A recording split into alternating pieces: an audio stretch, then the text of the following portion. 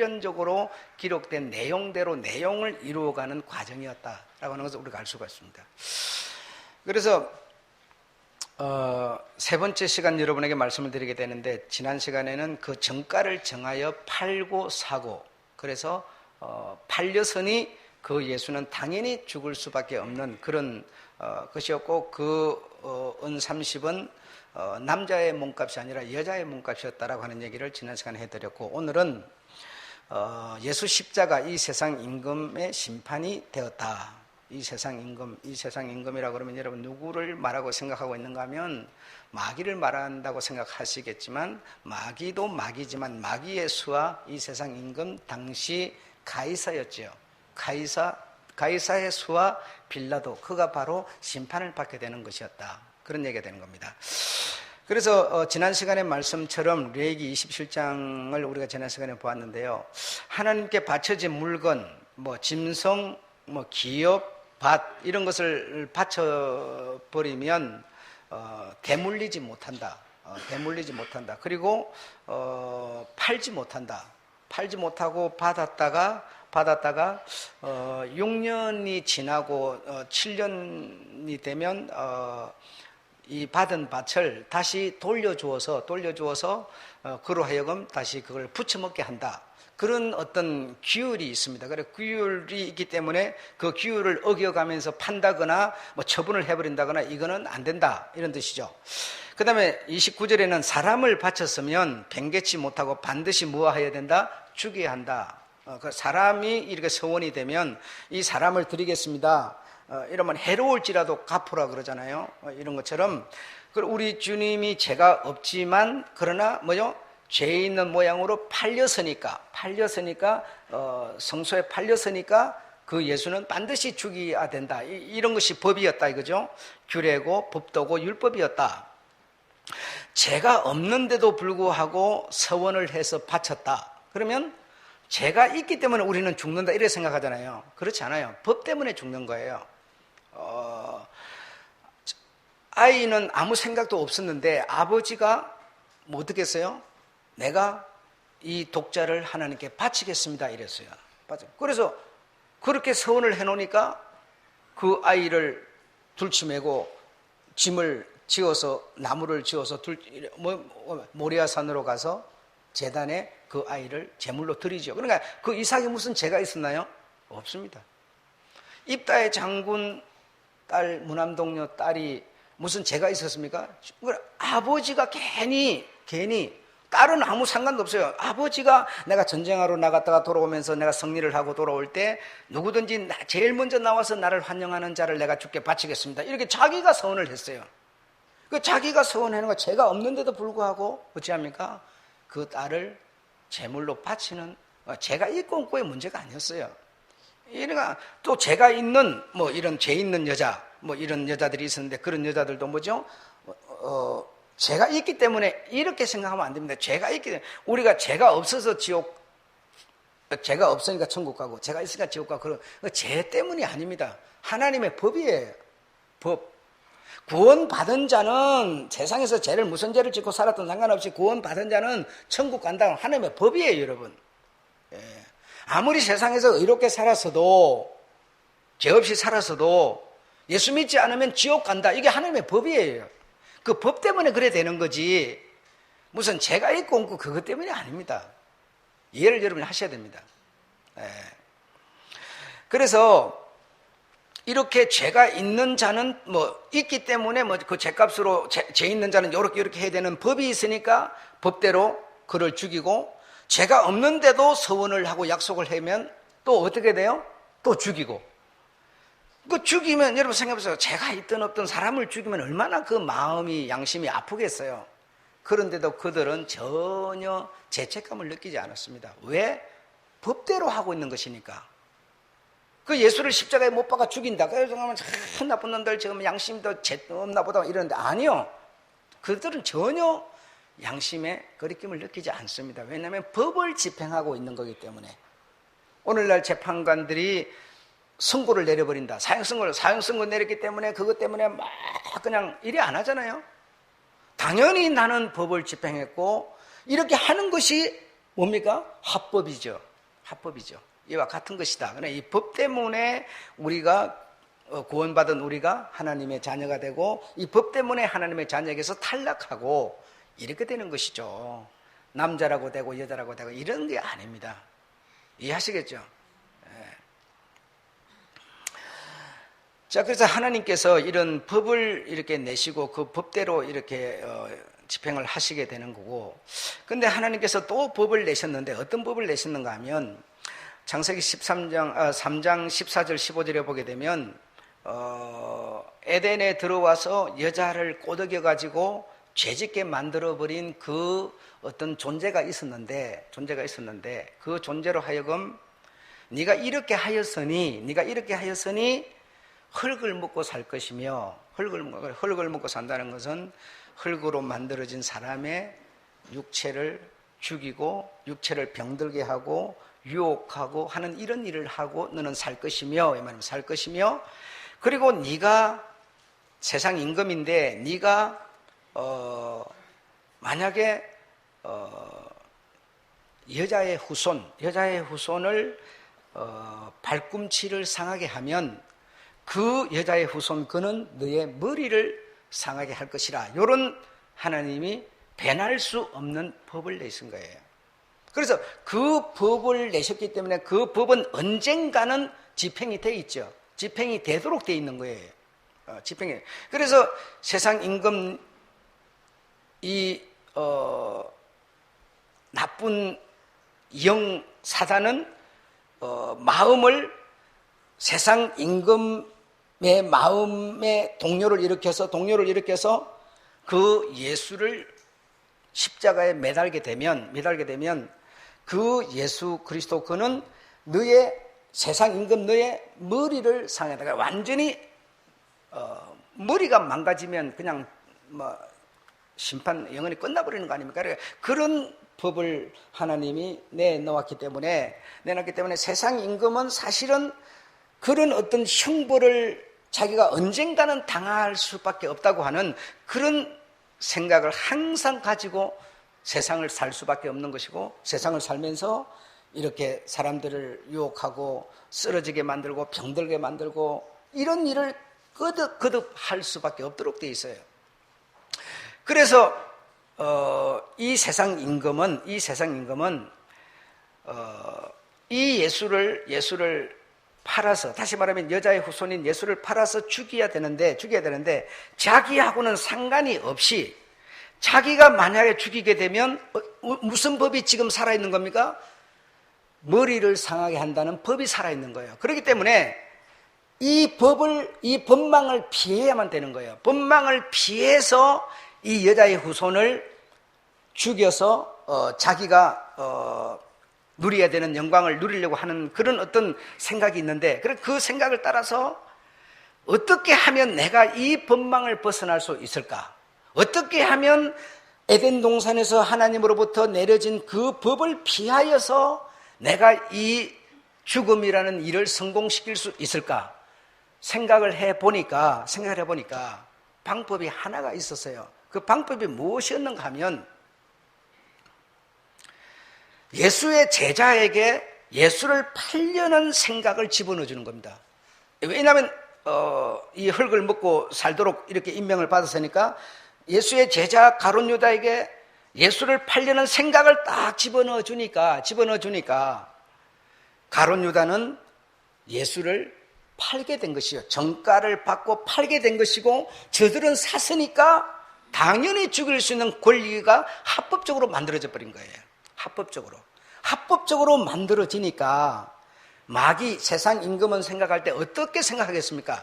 야, 이제 내가 예수를 죽일 수 있게 되었도다.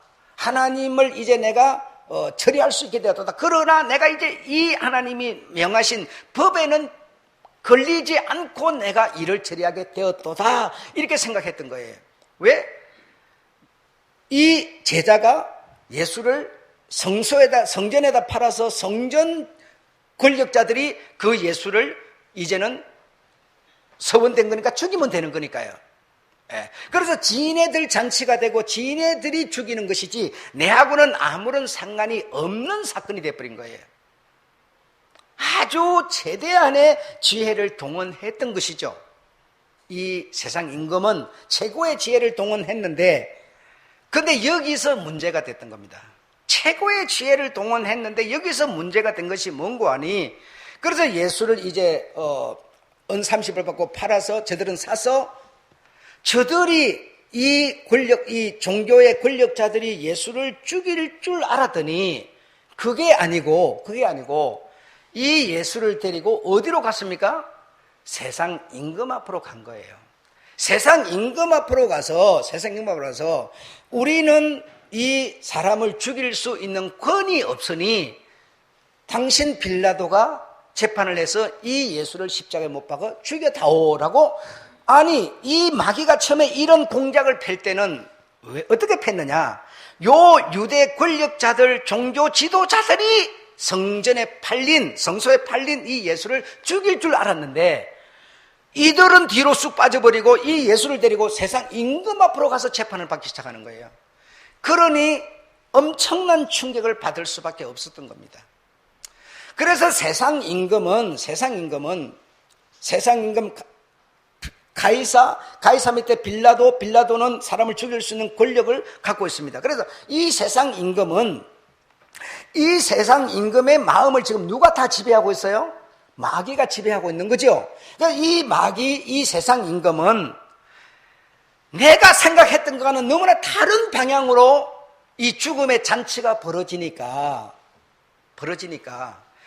이 죽음을 다시 돌려보려고 애를 썼던 겁니다. 이 예수에게 내가 죄가 있는가 없는가 찾아보니 도무지 죄가 없으니 내가 놓아줘야 되겠다. 이렇게 하니까 이 지금 유대 권력자들이 하는 말이, 당신이 만약에 그리하면 가이사의 종이 아니다, 가이사의 충신이 아니다, 막 이렇게 몰아붙이는 겁니다.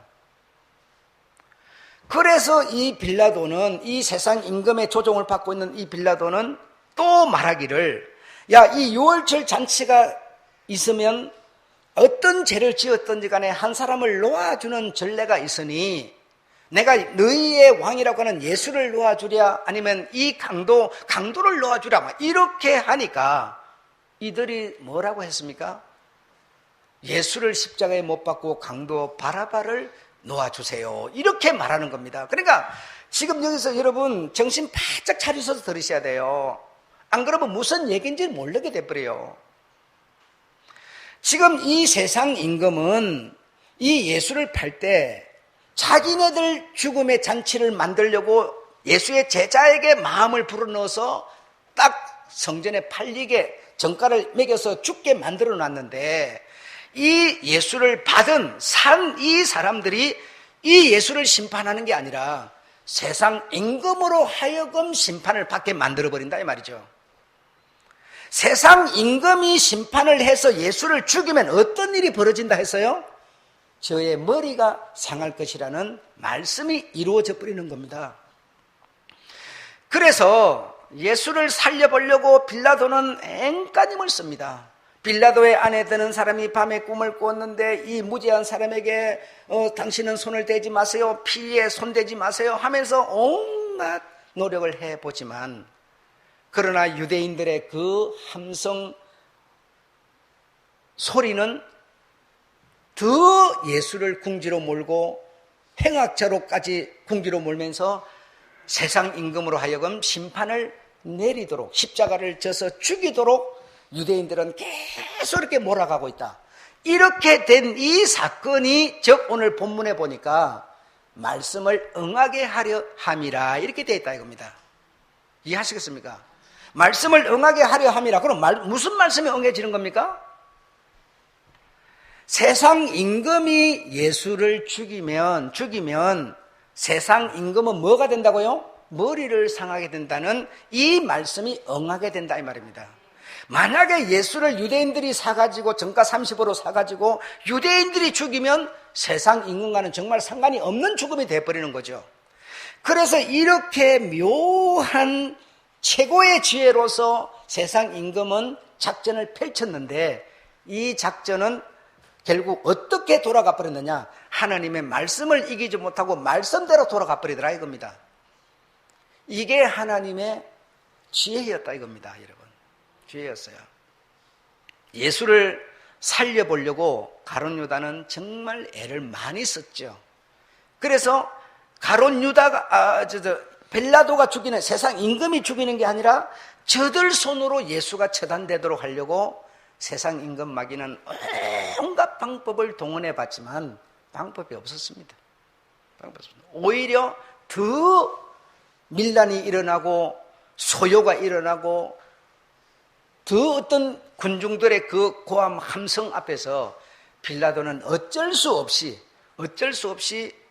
결국 죽음을 선포하게 되는 것이고, 세상 임금으로 하여금 예수는 죽음을 당하도록 만들어져 버린 겁니다.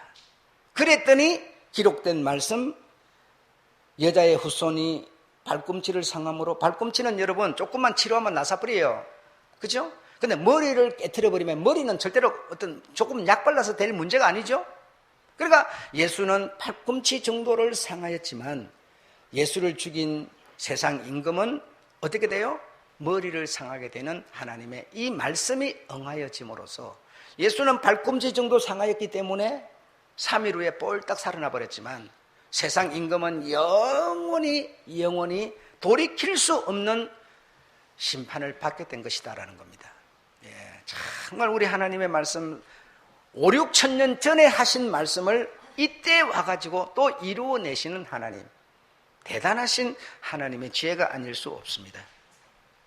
자, 마지막 단에 보게 되면 십자가 직전, 십자가 지청, 요한복음 12장 31절에 기록하기를 이 세상 임금에게 심판이 이르렀고, 이 세상 임금에게 심판이 이르러야 돼. 그래, 세상 임금이 죽이면 세상 임금이 머리를 상하니까 세상 임금에게 심판이 이르게 되는 것이죠.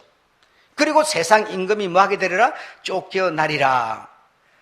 바로 잠깐 후에 십자가 이후 요한복음 10장 11절에 뭐요? 이 세상 임금이 심판을 받았습니다. 그래, 예수 죽음은 뭐의 의미가 있느냐? 이 세상 임금이 심판을 받는 의미가 있는 겁니다.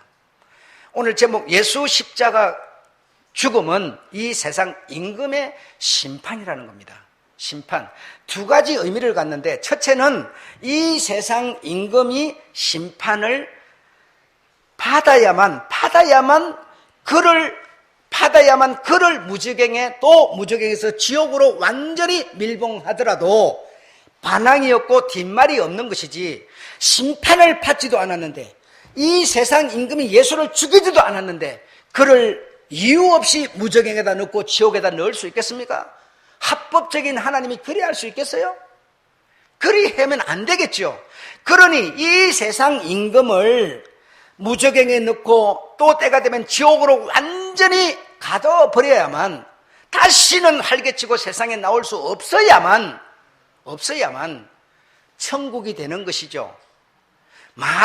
이 세상 임금이 휘젓고 돌아다니고 있으면 아무리 구원받은 자가 가서 살 수 있는 천국도 천국이 되지 않습니다. 에덴 동산을 생각해 보십시오. 하나님께서 정말 얼마나 하나님과 사람들이 만나고 대화하고, 만나지 않아도 그저 서로 알고, 이런 아주 그냥 보아도 보지 않고 안 보아도 보고 서로 하나 되어서 서로 느끼면서 천국 에덴이었죠. 그런데 사단 마귀 딱 들어오니까 천국 에덴이 됩니까? 파괴돼 버리죠. 하나님의 아들들이 동방 우스라고 하는 큰 나라에서 불을 가지고서 예배를 드리고 큰 영광을 누리면서 이렇게 살고 있는데요, 사단이 딱 오니까 어떻게 돼버립니까? 불을 내리고 물을 내리고 바람을 불어가지고 엉망진창을 만들어버립니다. 사단이 이 세상에 존재하고 있는 한은 천국은 존재할 수가 없습니다. 여러분, 내 마음을 갑자기 불화하게 만들고, 내 마음에 유혹을 받게 만들고, 오해를 하게 만들고, 온갖 일들이 이 사단으로부터 일어나는 건데, 어떻게 우리가 구원받았다고 해가지고 평안합니까? 내 마음에 끊임없는 유혹이 일어나는데, 욕심이 일어나는데 천국이 될 수 없지 않겠습니까? 그러면 이 미혹의 존재인 원흉을 무저갱에 넣고 무저갱에서 때가 되면 지옥에다 완전히 밀봉을 시켜버려야 정말 구원받은 우리가 천국이 되는 것이죠. 자, 그렇게 밀봉을 시켜서 집어넣으려면 뭘 해야 돼요? 심판이라는 것이 있어야 돼요. 심판이 없이는 불가능한 겁니다. 심판도 안 받아 집어넣을 수가 없어요. 그러면 심판을 받게 만들어야 되는데 하나님은 당신의 입으로 계명을 낸 게 딱 하나가 있어요. 그게 뭡니까? 네가 여자의 후손의 발꿈치를 상하게 하면 그 여자의 후손은 너의 머리를 상하게 한다고 하는 계명이 살아있다 이 말입니다. 그럼 그 계명대로 되어야만 심판이 되는 거지 다른 방법은 그 말씀과 일치하지 않기 때문에 심판이 될 수가 없는 거예요. 그래서 이 예수를 이 사단은 세상 임금은 자기의 제자를 통해서 팔아서 종교 지도자에 의해서 죽임을 당토록 이렇게 계략을 꾸며들었는데 이것이 역전이 돼가지고 이 예수를 산 이 종교 지도자들이 세상 임금 앞으로 데리고 가서 세상 임금으로 하여금 예수를 죽음에 이르게 만들어버렸다 이겁니다. 그랬더니 세상 임금은 어쩌든지 이 예수를 놓아보려고 자기 손으로 죽이지 않고 저들에게 다시 돌려보려고 애를 쓰지만 그 애는 무산이 되고 말더라는 겁니다. 그래서 하나님의 말씀대로 결국은 세상 임금의 손에 의해서 예수는 죽게 되었으니 공식적으로 무엇이 성립하는 겁니까? 세상 임금은 심판을 받았음이니라가 돼버리는 겁니다. 무의 이후에 죽음 이후에 이 말입니다.